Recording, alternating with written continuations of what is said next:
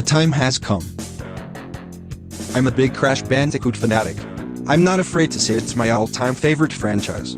I played every single console and handheld Crash Bandicoot game that ever existed, even some of the mobile games.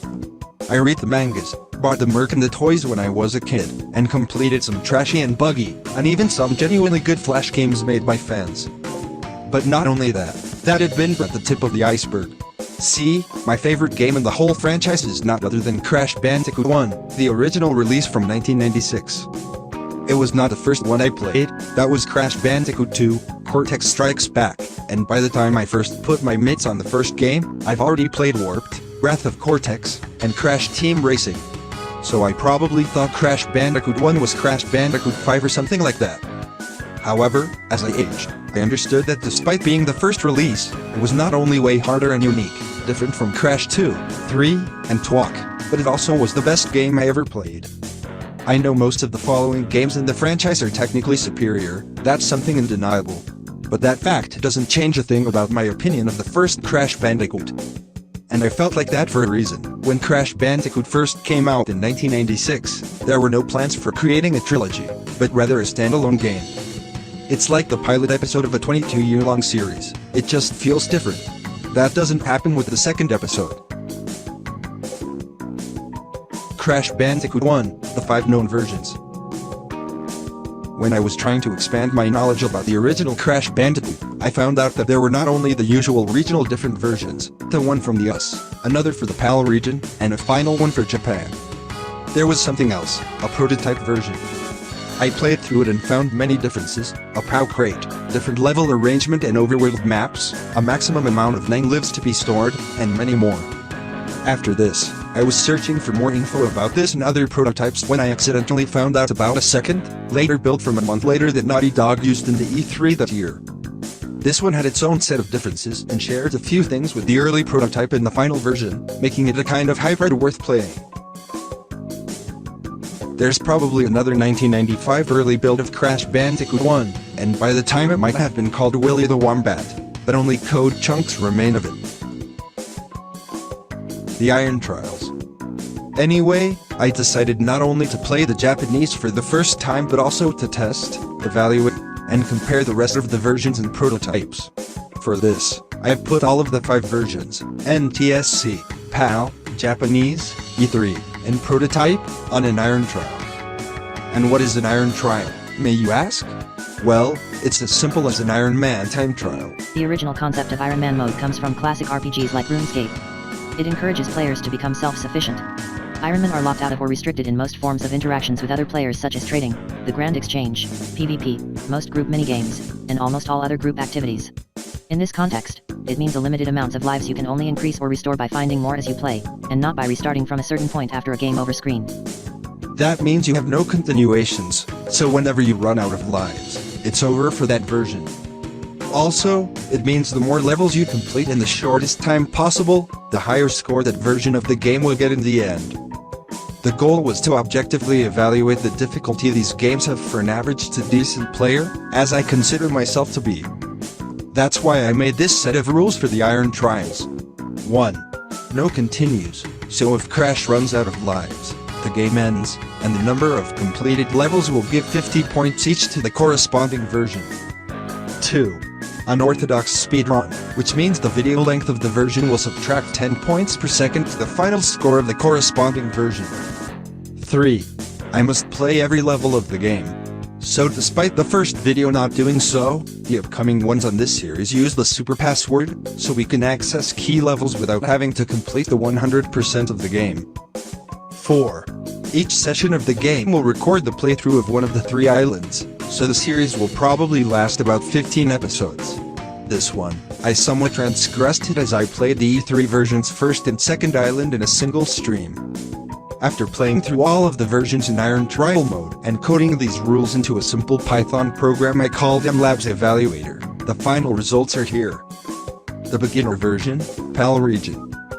The PAL version of Crash Bandicoot 1 came out on November 8, 1996, about 2 months later than the original NTSC version, and so some things changed for this version, but not in the superficial, obvious level you and I would expect, but instead on a more technical level. I'll use the definition from the cutting room floor for the differences in this version from the original NTSC one. Most of the PAL differences will come down to timing changes necessary due to the conversion from 30 frames per second to 25 frames per second. The region-agnostic velocity function used throughout the game code will, at full speed, 25 frames per second, output a value that's around 100.09766% of the truly correct value, versus the approximate average of 99.61% in the NTSC versions. This means that objects move faster, gravity is more powerful, etc. Various frame values are run through a *25/30 operation to convert them to PAL frame rate. Yes, that's it.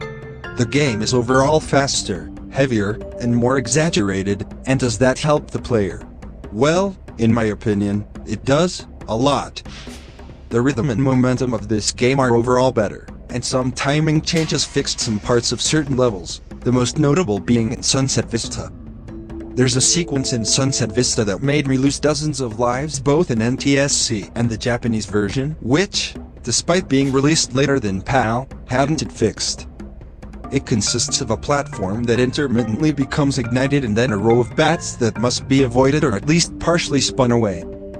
The problem is, in these two versions of the game, the apparition of the bats happens so immediately after the flame goes off, you can barely spin them away or avoid them, ultimately being killed by a single bat you couldn't spin on time. That drained my lives to 0 in the NTSC version, almost killing me. On the Japanese version, the drainage took place as well, but some glitches of this version saved me. However, it took away so many lives from the reserve I had for the lights out levels, it ultimately meant my downfall. Timing fixes, together with the exaggeration of some game mechanics, made this PAL version the easiest for me, and thus the most appropriate for beginners. The easy version, Japanese region. For me, the Japanese version was among the ones I enjoyed the most playing. It came out on December 9, 1996, around 3 months later than the original NTSC, and a month after the European release. That meant it had lots of differences, both technical, regional, aesthetical, and superficial.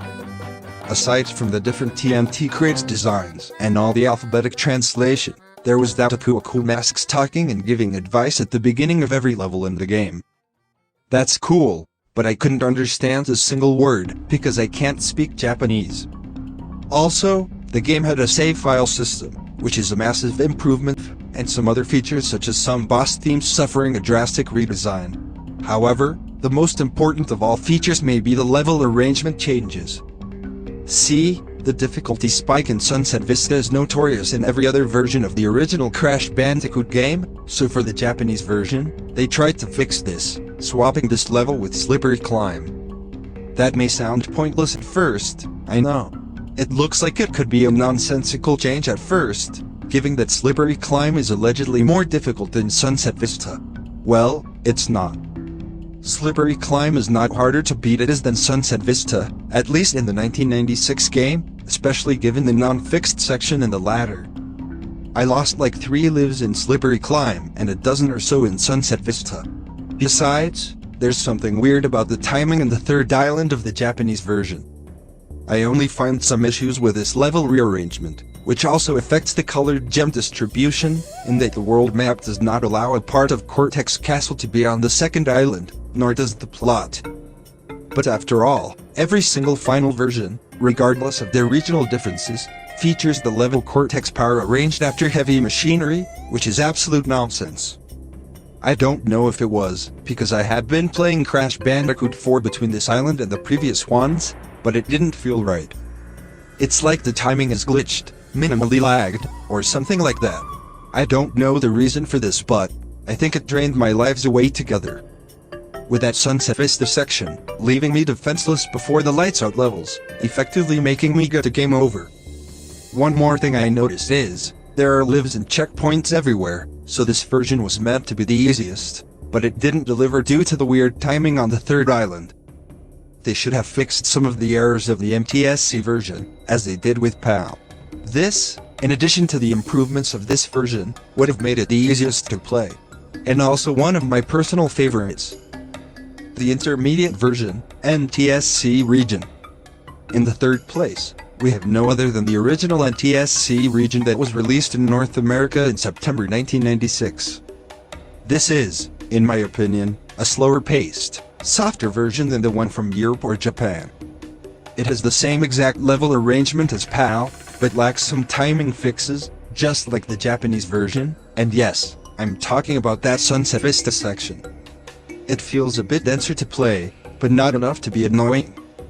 The main issues I had with this version I've explained before, and they can be summarized in the following sentence. My life inventory was drained by the cursed section in Sunset Vista, and I had a hard time getting over it. Lights Out and Fumbling in the Dark are two levels that naturally drain the player out of lives, unless he knows them perfectly, because one single mistake can lead to a stupid death, as you can't see the surroundings at all. Having nearly all my lives in that section from Sunset Vista left me unable to have enough lives for me to lose until I could beat these two levels, as happened in PAL. This is not an intrinsically difficult version, but it's not as polished as the others in some parts, and that is a fact. That's why it could be somewhat challenging for a beginner. The Heart version, E3 1996 Beta.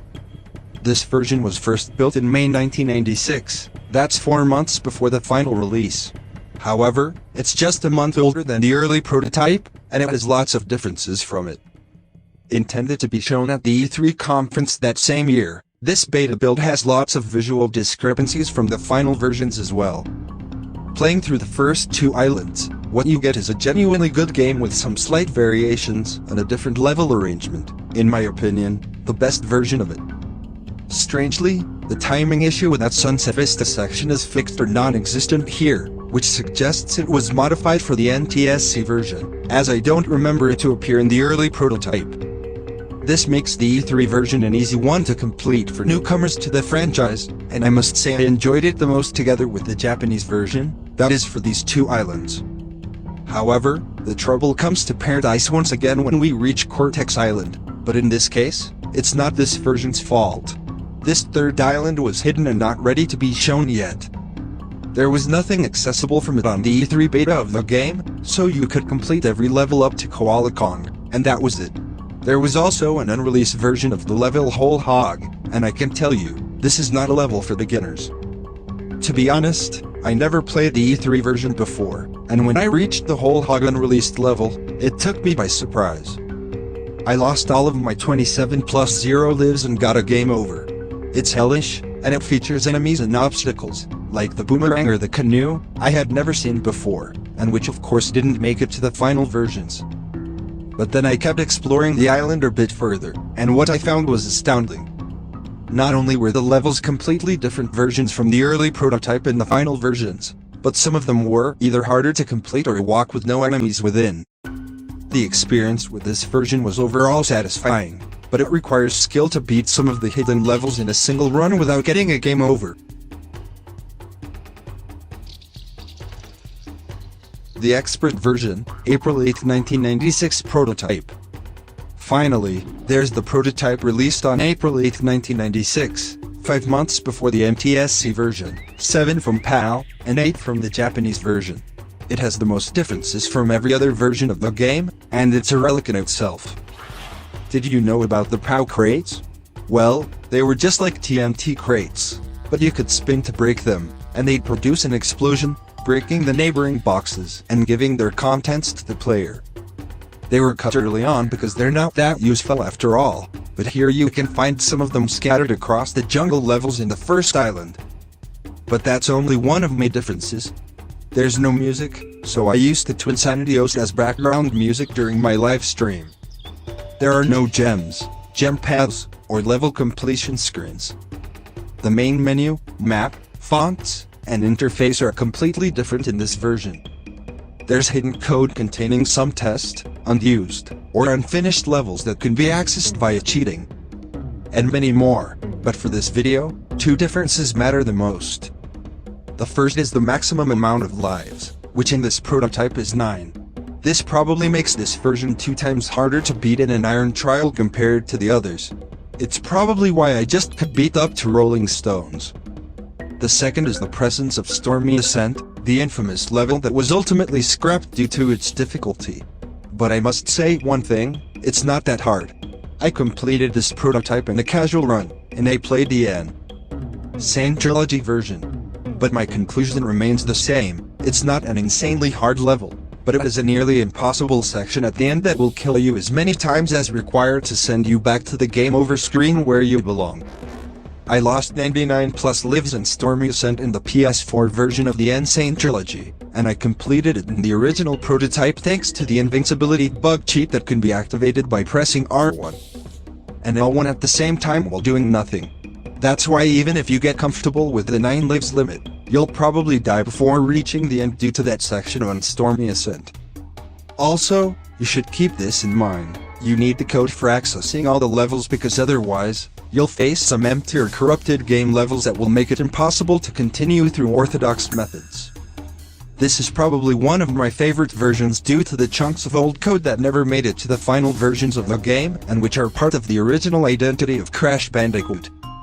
However, it is technically inferior and has some limits, bugs, glitches, and timing issues that make it very hard to play through, let alone for a beginner.